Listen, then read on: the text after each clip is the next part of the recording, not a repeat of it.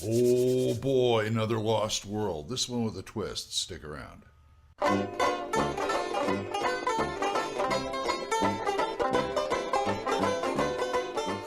folks. Old Man Grognard here, and today we're going to be looking at the Forgotten Fane of the Coiled Goddess, which is another Northwind module for use with astonishing swordsmen and sorcerers of Hyperborea.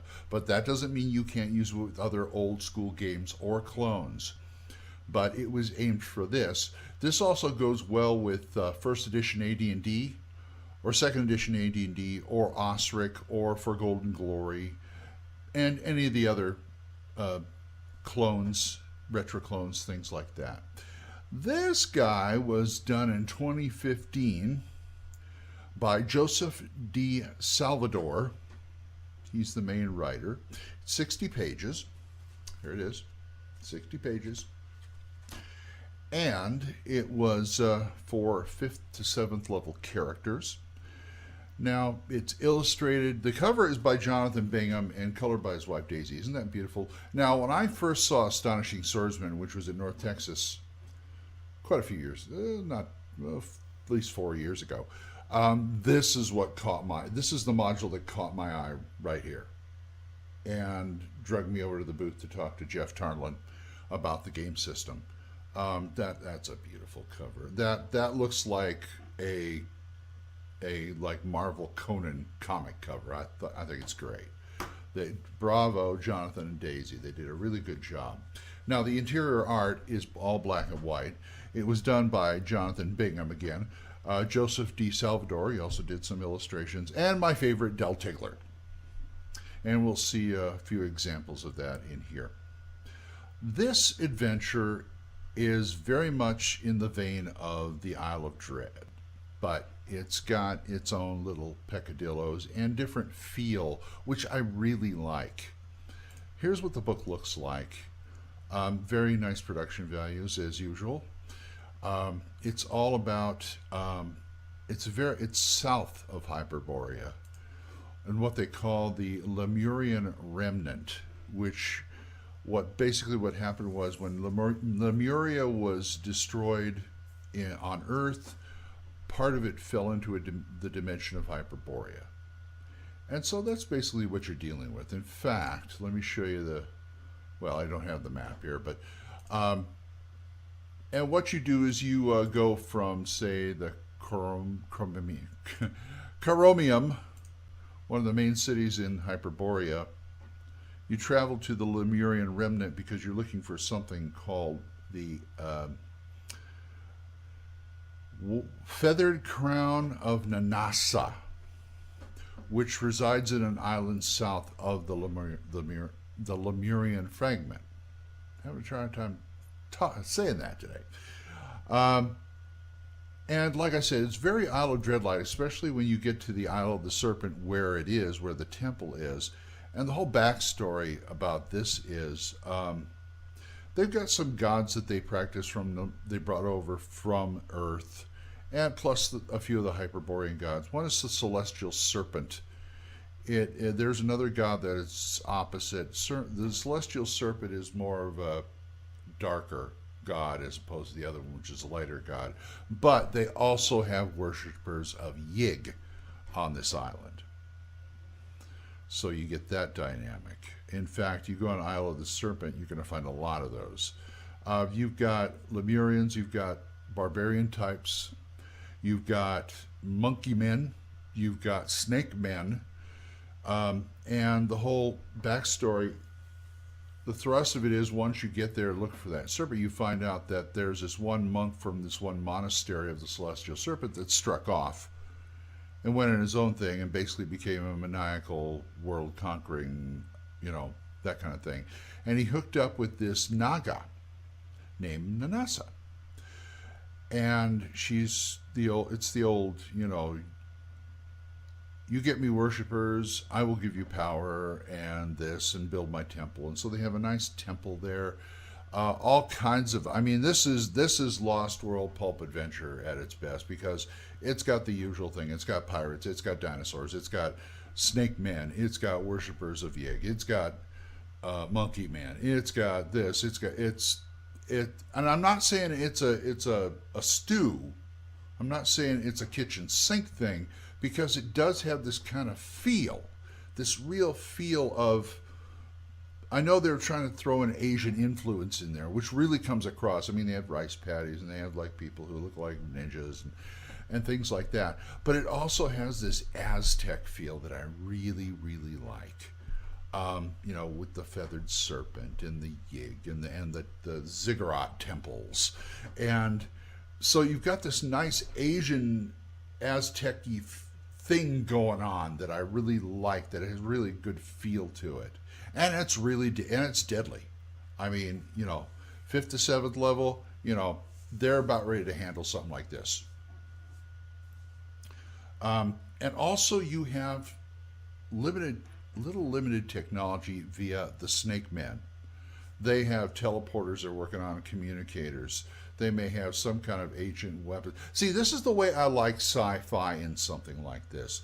I know I've been down on it in the past, but I really like sci-fi that's been integrated into. It has to look otherworldly. Like the thing I really like about Barrier Peak is like, boom, spaceship crashes on the world.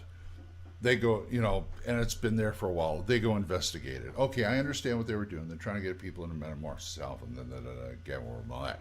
But what I like is where it's an alien technology. I mean, real alien technology. They've got it doesn't look like a blaster from Star Wars. That's what I'm saying. It doesn't look like the Federation, Starfleet, or anything like that. It looks alien. It looks like it was made by a snake man or a worshiper of Yig or something like that. Oh, by the way, they've also, let's see, the pirates are worshippers of Yig, and they also have a village that was established there when this priest and all the snake men got there. They converted most of those guys to worshippers of Yig. So you got that dynamic too. You got a slight moral choice there, just slight, because I'm not big on that kind of stuff, but it's there. I'm just saying these people could be more. And there's also like the daughter of one of the big chieftains that got kidnapped. I wouldn't be surprised if it's kind of an Asian, like I said, an Asian Aztec thing. So I wouldn't be surprised if somebody like David Lopan shows up as one of the high priests working with Thulsa Doom on this. That'd be interesting. That'd really be interesting, because you get the magic, you get somewhat of technology. Like I said, I mean, the temple has lights and stuff. That's coming from somewhere. That's coming from the Lizard Man. But I understand why I've heard so many people my friend Eric Fabiashi praised this.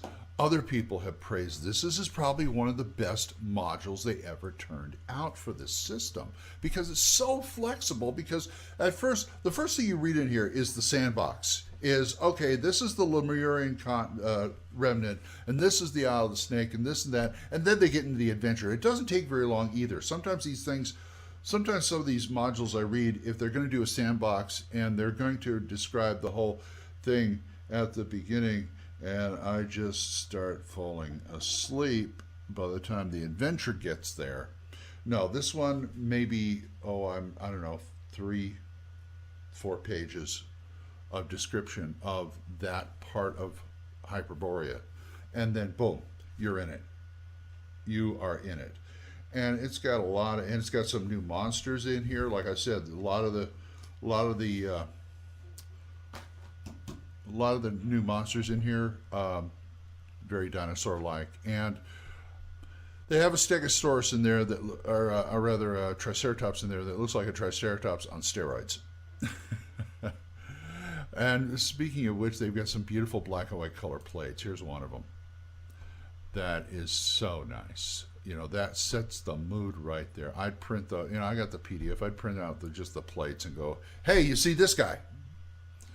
Here's some of the monsters I was talking about. See that right there? See that Triceratops? I wouldn't want to run into that. I just let it eat its grain or grass or whatever it was. They've got horse-like creatures that look alien enough so you know it's like a Lost World or alien thing. Here's the island you're going to be dealing with for the most part. I mean, you have the 3 cities on the Lemurian remnant, but this is where most of the action is going to take place. It's got plateaus. It's got a swamp. It's got a little bit of everything. You can throw. They said anything like I don't know, Indochinese, Asian things that you want to throw in there would work. And I'm going to extend that to say anything Mayan, like serpents, like jaguars and other things like that you find in the down in the jungle down in South America or something like that. Anyway, that's the Forgotten Fane of the Veiled Goddess. Go get it. It's really good. You could find it at Drive-Thru RPG or RPG Now. The PDF is $10. If you want the print copy, you can get it at the North Winds Adventures website for $22. I'll put the stuff down there as usual. And this is highly, highly recommended. In fact, I've seen people like my friend Eric. He's thrown Isle of Dread in there with it, and it works. Because it's got its own feel, and it is so flexible. It is so flexible. I mean, even if you get rid of the Yig worshippers, you still got a whole island to deal with, and maybe make a base. Destroy the temple, kick the pirates' butt, and boom, you got a base you can deal with for the players, or they can go explore more of it, and you can throw anything. And with that Snake Man technology, that they were trying to do, they hadn't got it quite up yet, but they have enough there for people to get in trouble with, players to get in trouble with, and it's just good. Just go get it. It's really good. I'm gonna give this an A+. Anyway, that's Forgotten Fane. And if you want to talk to me about it or tell me about it, you can always get a hold of me at oldmangrognard@gmail.com. So until next time, bye-bye.